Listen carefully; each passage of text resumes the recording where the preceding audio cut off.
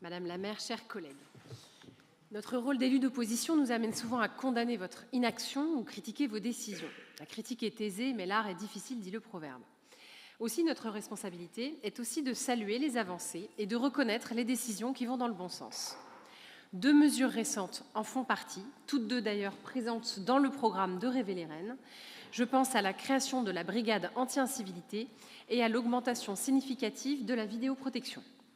Votre prise de conscience sur les enjeux de sécurité à Rennes a été longue et douloureuse, mais elle semble heureusement se traduire par des actions concrètes, même si encore insuffisantes au regard des chiffres d'augmentation de la délinquance dans notre ville.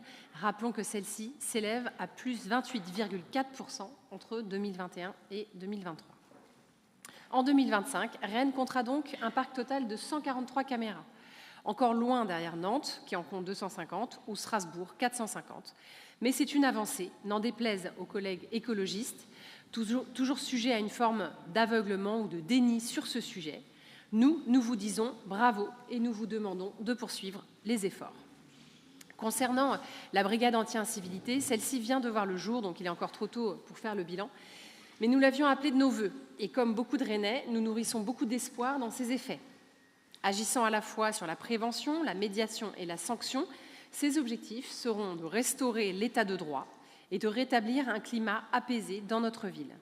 Nous comptons sur elle pour mettre fin au laisser-faire ambiant qui se traduit depuis bien longtemps par des dégradations, la saleté, les actes de vandalisme, l'occupation bruyante et irrespectueuse des espaces publics, toutes ces incivilités du quotidien qui, in fine, créent un climat propice à la violence, qui se répand, qui se banalise, et à laquelle parfois vos alliés donnent une légitimité en parlant de lutte contre l'oppression ou de désobéissance civile.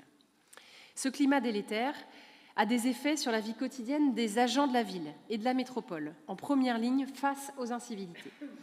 Les exemples sont malheureusement nombreux. Dernier en date, l'agression d'une bibliothécaire des Champs Libres le 7 février dernier.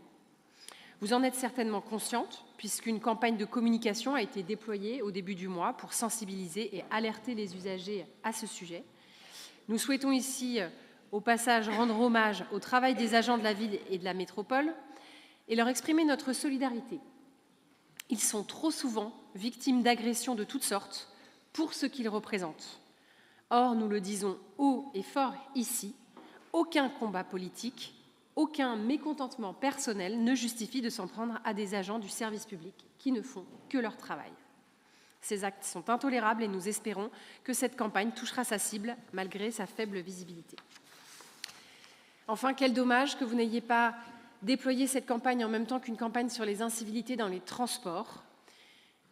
Vous le savez, 2 conducteurs ont été agressés fin janvier.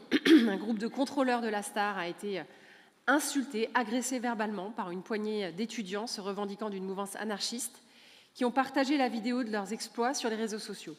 Et ce ne sont que les actes rendus publics, car les témoignages pleuvent d'usagers malmenés et de conducteurs épuisés. Vous voulez diminuer l'usage de la voiture.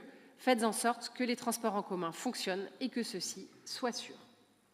Je vous remercie et je termine simplement par une petite question pour avoir un éclairage, Madame la maire, sur l'incident qui s'est produit en début de séance avec le groupe de personnes en situation de handicap qui étaient présents. Ils ont quitté la salle, ils vous ont interpellé en langage des signes. Est-ce que vous pouvez nous expliquer ce qui s'est produit tout à l'heure? Je vous remercie.